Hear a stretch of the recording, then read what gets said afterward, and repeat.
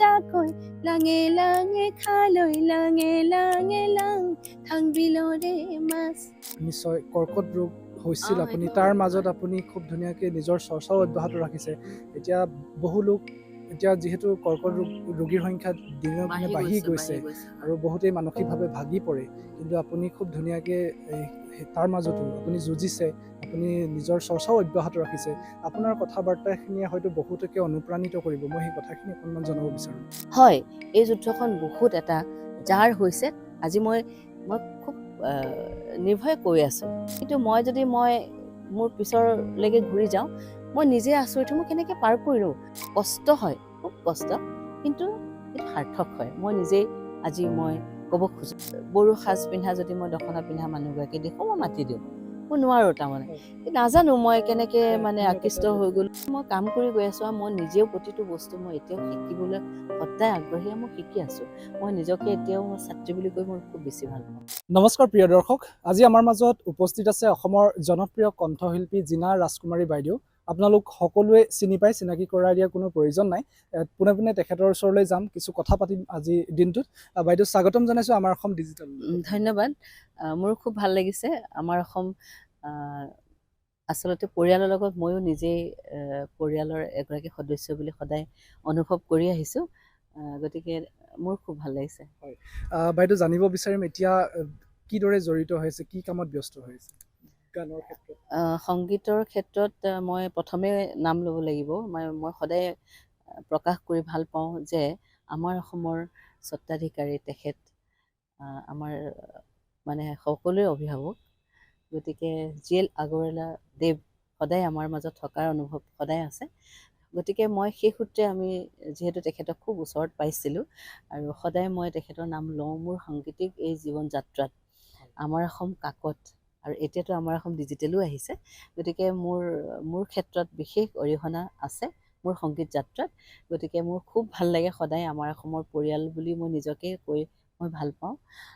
ব্যস্ততাৰ মাজত বুলি ক'ব গ'লে আচলতে এতিয়া আমাৰ অসমৰ চাৰিওফালে পৰিৱেশটো অলপ বেলেগেই হৈ আছে, যিহেতু খুব ৰাইজৰ বহুত অপায় অমংগল চলি আছে। তথাপিও আমি যিসকল সংগীত শিল্পী বা যিসকল ব্যক্তি বিভিন্ন ক্ষেত্ৰত সদায় জড়িত হৈ আছে, তেনেকৈ ময়ো সংগীতৰ লগত জড়িত হৈ পেলাই সদায় ভাল পাওঁ। সেইটো সদায় থাকিব আৰু আছে কিছুমান কাম কৰি আছোঁ, গতিকে সংগীতৰ ক্ষেত্ৰখনতে আছোঁ। হয় বাইদেউ, আপোনাক দেখিলে নিশ্চয় দৰ্শকে অকণমান হ'লেও গীত শুনিব বিচাৰিব, অকণমান যদি গুণগুণাই কিবা গীত এতিয়া আপোনাৰ ভাল লগা? ভাল লগা বহুত গীত আছে। মোৰ নিজৰ গীতেতে যদি মই গাব বিচাৰিম তেতিয়াহ'লে এতিয়া পৰিৱেশৰ লগত খুব খাপ খাই আছে দেউৰী জনগোষ্ঠীৰ এফাকি যোজনা। যেনেকৈ গৰাখহী আছে, মই আছোঁ এপাৰে, মোৰ চেনাই আছে সিপাৰে, কোনেনো মোৰ কাৰণে ঘৰ সাজিব, সেই তেনেকুৱা ধৰণৰ এটা এফাকি যোজনা। গুৰুং গুৰুং নং না কহিবেম যায়াসি শিৱন শ্ৰী নয় গৰা নসং দুয়াম নিনা ও আয় যায়াসি ঐ বাসি পাৰ সাজি কোনিয়া। বাইদেউ খুব ভাল লাগিলে। আৰু আপোনাক মই সুধিব বিচাৰিম, জনগোষ্ঠীয় গীতসমূহ আপুনি খুব ধুনীয়াকৈ গীত পৰিৱেশন কৰে, কেতিয়াৰ পৰা আকৰ্ষিত হ'ল বা জনগোষ্ঠীয় গীতসমূহ কিয় আপুনি ভাল পায়? আচলতে আমাৰ সংগীত ক্ষেত্ৰতো মই নিজেও এগৰাকী শাস্ত্ৰীয় সংগীত মই শাস্ত্ৰীয় সংগীতৰ শিক্ষা গ্ৰহণ কৰিছোঁ। মই মাষ্টাৰ ডিগ্ৰীও কৰিছোঁ কমপ্লিট। কিন্তু কথা হ'ল কি, আমাৰ এতিয়া বিভিন্ন ইমান সুৰীয়া গীত আমাৰ অসমত, ইমান পুৰণি কিছুমান যিবোৰ গীত আমি সুৱদী মাত বুলিয়ে ক'ব খুজিছোঁ, ইমান ধুনীয়া গীতবোৰ শুনি আমি ডাঙৰ হৈছোঁ।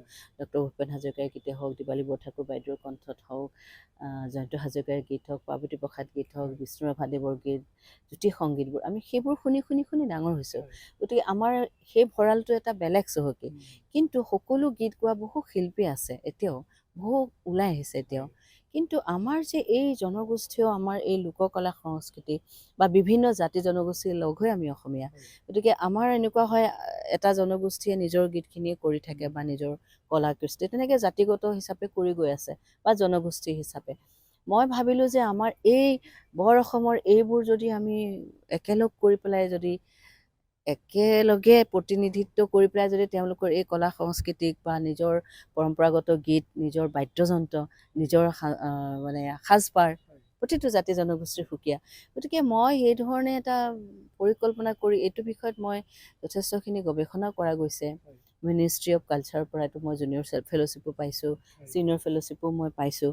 তেতিয়া মই নিজেই মানে অভিভূত হৈছোঁ যে ওচৰত এইসকল জাতি জনগোষ্ঠীৰ ঘৰত বা নিজৰ শিল্পীসকলক তেওঁলোকৰ কাষত গৈ মই যিটো অনুভৱ কৰিছোঁ যে আমি অসমখন ইমান চহকী আৰু আমাৰ মাজত ইমান ধুনীয়া ধুনীয়া গীত মাত, ইমান ধুনীয়া আমাৰ আছে, যদি একেখন মঞ্চতে একেলগে যদি গোটেইখিনি প্ৰতিনিধিত্ব কৰিব পৰা যায় নেকি, সেই ধৰণে পৰিকল্পনা কৰি আচলতে মই প্ৰথমতে মই ৰাভা জনগোষ্ঠী আৰু বড়ো জনগোষ্ঠীৰ গীত মাত নৃত্য একেলগে শিকিছিলোঁ শংকৰদেৱ কলাক্ষেত্ৰত। আৰু সেয়ে মোৰ যাত্ৰাটোৰ অকণমান আৰম্ভণিয়ে ক'ব লাগিব। আৰু ইয়াতে মোৰ গুৰু মুকুল ৰাভাদেৱ, তেখেতৰ পৰিবাৰ জাহ্নৱী ৰাভা বাইদেউ, গতিকে এখেতসকলৰ পৰা সেই যে বড়ো খামটো ওচৰত পালোঁ আৰু সেই যে বড়ো জনগোষ্ঠীয় লোকসকল আৰু সেই ৰাভা গীত বাদ্য গোৱা সেই শিল্পীসকলক ওচৰত লগ পাই ইমান এটা একাত্মক হৈ গ'লোঁ। মই তেতিয়াই দখনাখন পিন্ধি মই নাচিবলৈ শিকিছিলোঁ, খাম বজাবলৈ শিকিছিলোঁ, গীতবোৰ শিকিছিলোঁ। আৰু তেতিয়াৰ পৰা মানে এনেকুৱা হয় ৰাস্তাই ঘাটে যেতিয়াই আমি বড়ো সাজ পিন্ধা যদি মই দখনা পিন্ধা মানুহগৰাকী দেখোঁ মই মাতি দিওঁ, মই নোৱাৰোঁ তাৰমানে, নাজানো মই কেনেকৈ মানে আকৃষ্ট হৈ গ'লোঁ। তাৰপিছতে সেইধৰণে আচলতে মই এতিয়াও মোৰ এই চৰ্চাটোহে এতিয়াও কৰি ৰাখিছোঁ আৰু যিমান পাৰোঁ ৰাইজৰ মাজলৈ আগবঢ়াই লৈ গৈছোঁ। ঠিক তেনেধৰণে মোৰ প্ৰায় 12গৰাকীমান ছাত্ৰীয়ে এই লোককলা সংস্কৃতিৰ ওপৰত তেওঁলোকে নেশ্যনেল স্কলাৰশ্বিপো পাইছে। গতিকে মই কাম কৰি গৈ আছোঁ আৰু মই নিজেও প্ৰতিটো বস্তু মই এতিয়াও শিকিবলৈ সদায় আগ্ৰহী, মই শিকি আছোঁ। মই নিজকে এতিয়াও মই ছাত্ৰী বুলি কৈ মই খুব বেছি ভাল পাওঁ। বহুকেইখন দেশত গৈ আমাৰ অসমক প্ৰতিনিধিত্ব কৰিছে, আমাৰ লোক সংস্কৃতি গীত মাত আপুনি পৰিৱেশন কৰিছে, অভিজ্ঞতাটো অকণমান কওকচোন। এই ক্ষেত্ৰতে মই ক'ব খুজিম যে আমাৰ অসমৰ কলা সংস্কৃতিক বিভিন্ন দেশলৈ লৈ যোৱাটো এটা ভাল লগা কথা। সেইমতে মই অসমৰ সংস্কৃতিক লৈ ভাৰতৰ প্ৰতিনিধি হিচাপে মই বিদেশৰ বহু ঠাইত অনুষ্ঠান কৰিছোঁ।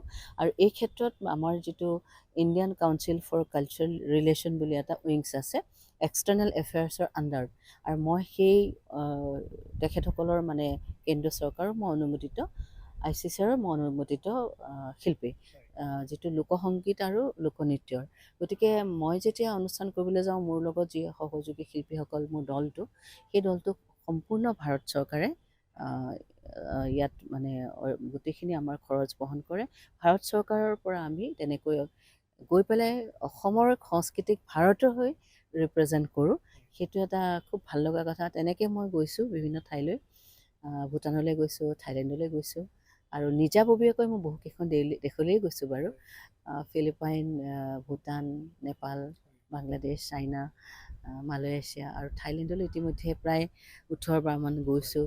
গতিকে সেইবিলাকৰ প্ৰত্যেক দেশৰে এটা এটা বেলেগ বেলেগ অভিজ্ঞতা আচলতে। কিন্তু ইয়াতে মই এটাই বস্তু একেই দেখিলোঁ, আমাৰ অসমৰ ধৰক বিহুৰ লগতে আমাৰ যে জাতি জনগোষ্ঠীৰ বাদ্যযন্ত্ৰ বা আমাৰ এই গীত মাতবোৰ যেতিয়া আমি পৰিৱেশন কৰি থাকোঁ লাইভ, গতিকে তাৰে যিটো মানুহৰ আকৰ্ষণটো বা মানুহে ভাল পোৱাৰ যিটো মই দৃষ্টিভংগী দেখিলোঁ, এনেকুৱা নহয় যে এইখন দেশে বেছি ভাল পালে, একদম নহয়। মই এটাই বুজি পাইছোঁ যে আমাৰ এই সংস্কৃতিখিনি ইমান ভালকৈ তেওঁলোকে আদৰি লয়।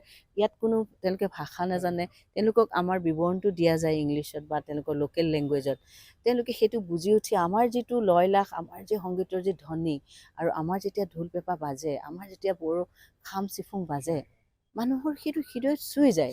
সেই ৰিয়েকশ্যনটো মই দেখি অভিভূত হৈছোঁ। গতিকে সেইকাৰণেহে মানে মোক বা আমাৰ দলটোক তেওঁলোকে আৰম্ভণিতে যিটো যেনেধৰণে আমাক লৈছিলে, আমাৰ অনুষ্ঠান শেষৰ পাছত আমাক যেনেকৈ আঁকোৱালি লয়, কিহৰ কাৰণে আমি খুব ভালকৈ পৰিৱেশন কৰিছোঁ সেইটো নহয়, আমাৰ এই সংস্কৃতিৰ আকৰ্ষণেহে তেওঁলোকে আমাক মৰম কৰিবলৈ একদম বাধ্য।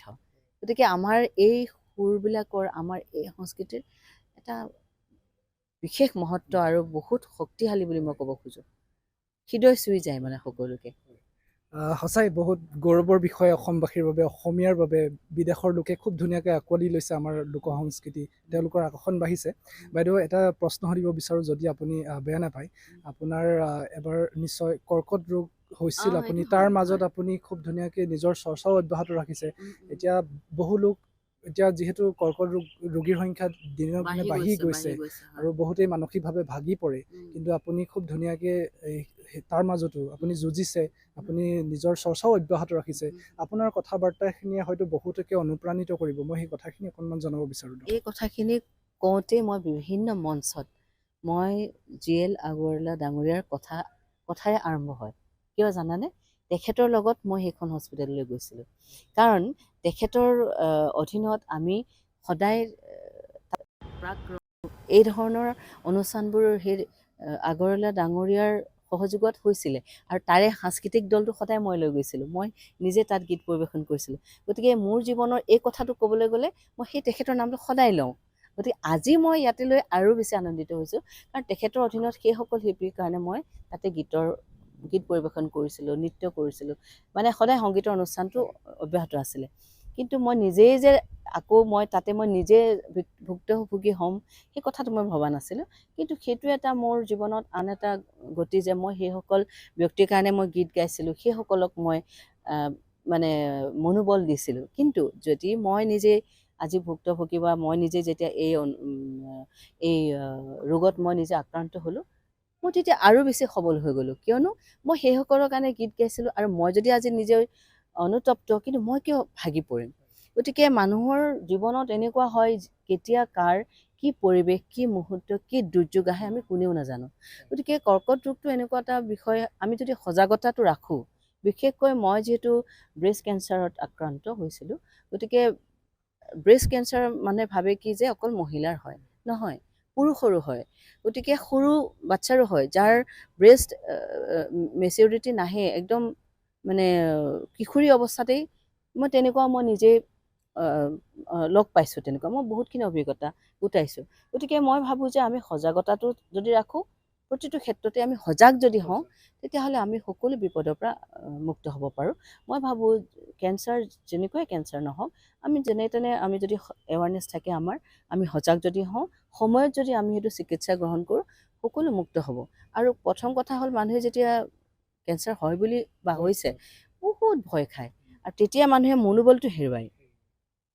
হয়, এই যুদ্ধখন বহুত এটা যাৰ হৈছে, আজি মই খুব নিৰ্ভয়ে কৈ আছোঁ কথাখিনি, কিন্তু মই যদি মোৰ পিছৰলৈকে ঘূৰি যাওঁ, মই নিজে আচৰিত হওঁ, মই কেনেকৈ পাৰ কৰিলোঁ, মোৰ দেখোন মনত নপৰে। ৰাম, ইছৰাম, এনেকুৱা এটা আহে।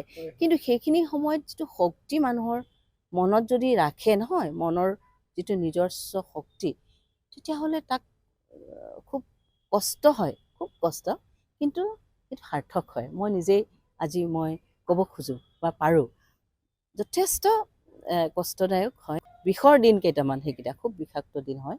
কিন্তু কথা হ'ল কি, এই ক্ষেত্ৰত মই এজন যোদ্ধা, মোৰ লগত এডাল সৈন্য থাকে। সৈনিকসকল কোন? প্ৰথমতে মই ডক্টৰৰ কথা ক'ব লাগিব, যোনে মোক চিকিৎসা দি আছে। তেখেতক চিকিৎসকে চিকিৎসা দিয়ে, কিন্তু যিসকলে চিকিৎসা লৈ আছোঁ, তেখেতো সমান্তৰালভাৱে দুয়োপক্ষ লগতে পৰিয়াল, মই যে সৈনিক কৈছোঁ, মোৰ পৰিয়াল। গতিকে মোৰ পৰিয়ালে মোক সহযোগ কৰি আছে, মোক ইমানখিনি যতন লৈ আছে, আৰু মই যদি হতাশ হওঁ কেনেকৈ, মানে তেওঁ কিন্তু 1 নম্বৰ। তেখেতে সকলো মানে নেওচি, তেখেতৰ মনটো একেবাৰে ভয়ৰ পৰা দূৰত ৰাখি হ'ব লাগিব। এয়া কথাখিনিয়ে বহুতকে মনোবল দিব। আৰু একেবাৰে শেষ পৰ্যায়ত আহিছোঁ, আপোনাক আমি কাষত পাই খুব গৌৰৱবোধ কৰিছোঁ, আৰু আমি আপোনাক ধন্যবাদ জনাইছোঁ এইখিনি সময় দিয়াৰ বাবে। একেবাৰে শেষত আপোনাৰ পৰা এটি গীত শুনিম, আৰু আমি অনুষ্ঠানটো সামৰি দিম।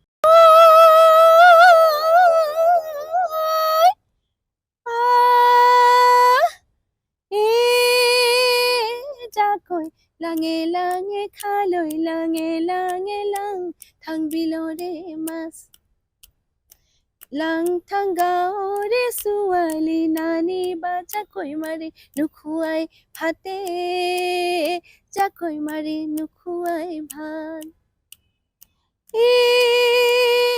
দলনি পথাৰত জাকৈ বাই আছিলো কলা ফুলত ধৰিলে জোকেৰুৱাই দিবলৈ আহোঁতে চকু টিপ মাৰিছিলি মোকে চকু টিপ মাৰিছিলি মোক লালুঙৰ লালিলাই লালুঙৰ লালিলাই লালুঙৰ হিলালি গাম লাই লাই হিলালি লালিলাই হিলালি লালিলাই হিলালি গাম Thank you so ধন্যবাদ। much.